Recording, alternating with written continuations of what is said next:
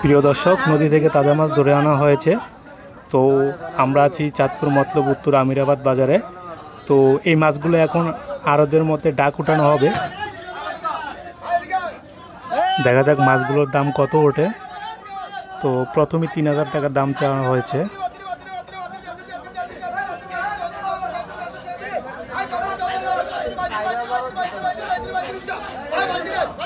প্রিয় দর্শক, দেখতে পাচ্ছেন নদীর চারা মাছ এখন লাফালাফি করতেছে।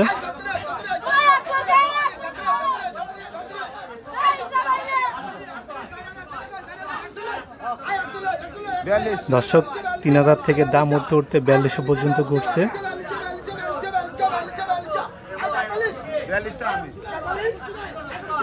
প্রিয় দর্শক, মাছগুলো বিক্রি হয়েছে 4200 টাকা।